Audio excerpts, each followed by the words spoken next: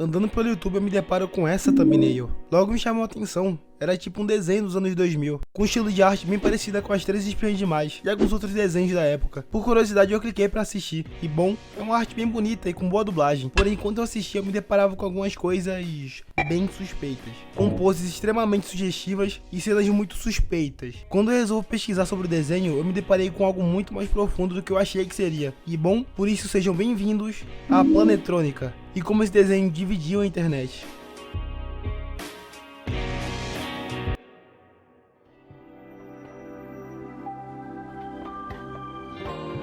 Bom, antes de eu te explicar como esse desenho indie de um animador dividiu a internet, primeiro é interessante contextualizar vocês sobre o que é Planetrônica e como um teaser de 20 segundos ganhou uma adaptação de um one shot, totalmente animada e dublada. Primeiro, vamos entender a história do desenho. E sim, você que assiste meu canal, tô com uma voz meio zoada, isso é porque eu tô gripado há muito tempo já, mas em breve tamo bem. Mas é isso, eu vou continuar. Mas afinal de contas, o que é Planetrônica? Trata-se de uma série animada, independente, criada pelo animador e ilustrador Rafael Andaia, que lançou o piloto oficial diretamente em seu canal do YouTube e na plataforma Newgrounds. A produção, que nasceu inicialmente como um projeto curto e despretensioso, acabou se expandindo para um curta completo com dublagem profissional. A história acompanha a dinâmica de comédia e ficção científica entre uma garota humana chamada Butterfly e seu companheiro, um alienígena chamado Freestyle, que vive aventuras caóticas e inocentes no seu planeta fictício Teresh. O projeto ganhou tração por ser feito de forma totalmente autoral, carregando identidade visual forte do seu criador, que já era conhecido no meio digital por suas ilustrações estilizadas e pin-ups. O grande chamariz inicial que fez o projeto estourar foi a sua estética e as suas inspirações escancaradas. Visualmente, o desenho funciona como uma máquina do tempo, direto para o início dos anos 2000. Até a qualidade do piloto está em 480p. E isso aqui eu achei muito legal, só pra falar. O piloto animado em um estilo Y2K, que pra quem não sabe o que é Y2K,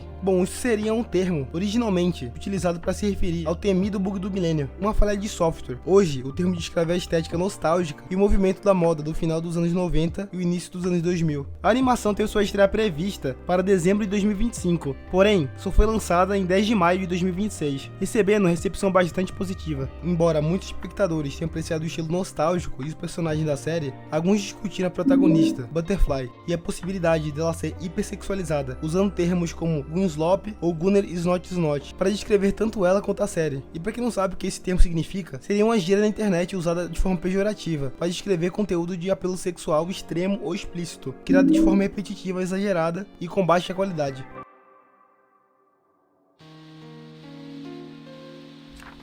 Opa, se você tá assistindo esse vídeo até agora, que tal você se inscrever no canal, hein? E ajudar muito esse youtuber falido aqui. Deixa o like também, que o YouTube entende isso de forma positiva. Mas bom, bora voltar pro vídeo, que eu quero continuar lendo o mangá aqui. A Power acabou de bater na porta da Makima, com um bolo de aniversário na mão. Isso com certeza vai ser algo divertido e feliz. Eu espero.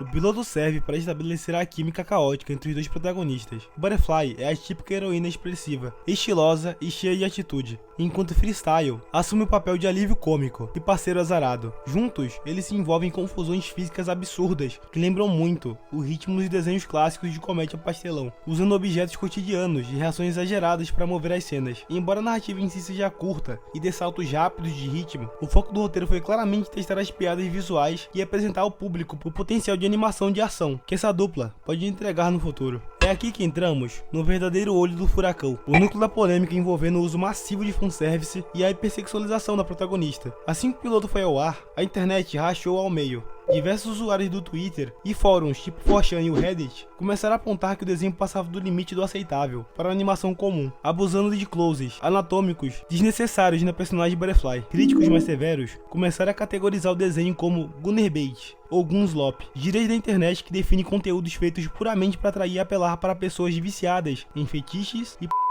alegando que o criador usou da sensualidade como muleta para conseguir visualizações fáceis. Por outro lado, uma enorme comunidade saiu em defesa da obra. O argumento principal é que a obra é apenas uma paródia honesta de um fã. Fãs lembram que desenhos antigos, como 13 Espiãs Demais, eram repletos de fetiches bizarros e poses altamente sugestivas que iam ao ar na TV aberta para crianças nos anos 2000. Para os defensores, Planetrônica não esconde suas intenções e apenas abraça abertamente o lado safado que sempre existiu na forma subliminar nas suas referências. Discussões intensas sobre esse limite entre homenagem e apelação tomaram conta de espaços dedicados a animações, como pode ser vistos nos debates do subreddit. No Reddit, as pessoas estavam contra a hipersexualização, como podemos ver nesses comentários. Eu realmente acho um potencial perdido quando toda mulher tem o mesmo tipo de corpo exato e os homens têm essas formas corporais diversas. O que posso dizer? Acho que um artista talentoso deveria ser capaz de desenhar formas corporais variadas. Isso, como mulher, é realmente a coisa que começa a incomodar com o tempo. Design de personagens interessantes e variados em quadrinhos e animação é algo que me apaixona, e é meio cansativo ver coisas repetidamente, onde os criadores provam com seus designs de personagens masculinos que têm um tempero especial para fazer isso, mas simplesmente não se incomodem em usá-lo em suas mulheres, da mesma forma que fazem com seus homens.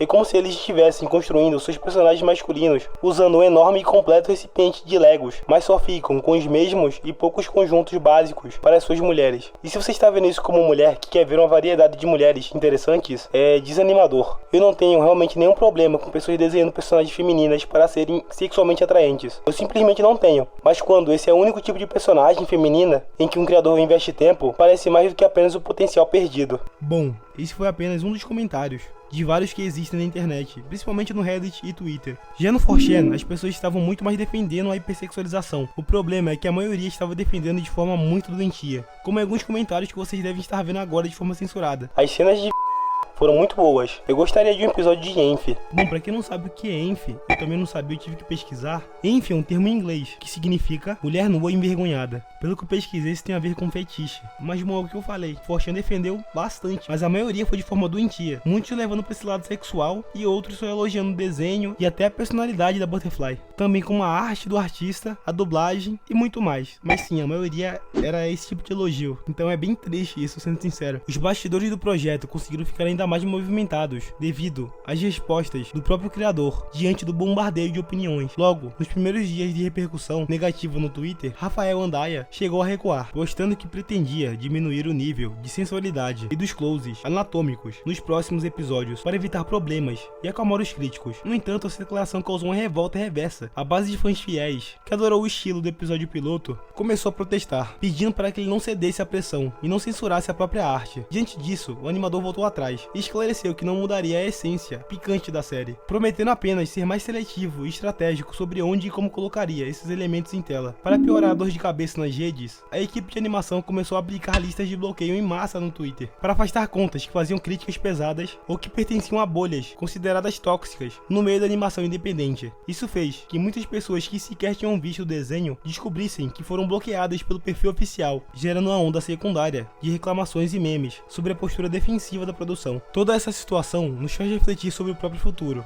e o rumo das animações independentes na internet. Nos últimos anos, com o estouro de grandes projetos indies que alcançaram marcas de bilhões de visualizações, a disputa pela atenção do público ficou extremamente acirrada. Um exemplo recente disso é a Backrooms. Para mim, não deveríamos matar a criatividade do autor limitando o que ele pode ou não fazer em suas obras. Independente da série, o Rafael fez algo que para ele seria engraçado e divertido, mesmo com realmente algumas cenas sendo hipersexualizadas. Isso era algo que sempre foi recorrente nos desenhos dos anos 2000. Quem não lembra do filme Caminho para Eldorado, onde a personagem é sexualizada e existem cenas de duplo sentido de cunho sexual. Dragon Ball clássico com a Bulma e o Mestre Kami. Eu diria que até o próprio Tarzan, um homem de tanga em uma floresta com outros animais. A verdade é que a controvérsia funcionou como combustível de foguete para o desenho. Ao tentar cancelar ou criticar a hipersexualização da obra, essa visibilidade acabou gerando uma publicidade orgânica gigantesca que levou milhares de curiosos a assistirem ao piloto. No fim do dia, goste ou não do tom adotado por Rafael Andaia, o projeto provou que o mercado independente hoje tem total liberdade para criar nichos específicos, sem precisar prestar contas de grandes corporações ou canais de televisão. E eu acho que isso é o legal dos desenhos indies. Você pode criar a obra de arte que você quiser. E se você quiser seguir o caminho do Mike Inel e vender desenhos e artes mais 18, personagens fazendo você sabe o que, bom, que faça. Ele é livre para escolher como fazer as suas artes. Ele em nenhum momento ofendeu ninguém, nem mexeu com nenhuma minoria ou maioria. No final de tudo, é apenas um autor fazendo sua arte da forma como ele gosta. Bom, esse foi o vídeo. Queria apresentar para vocês a obra de arte que é Planetrônica. Mesmo com tantas polêmicas, esse desenho é muito bom, principalmente pro animador indie. Está debutando uma série nova na internet. E na minha opinião, ao invés de criticar e cancelar, deveríamos apoiar os animadores, que estão indo para o lado mainstream, mesmo se for desenhos para adultos, como é Planetrônica. Porque assim, em teoria, ele não estaria jogando todo o seu talento para vender artes para os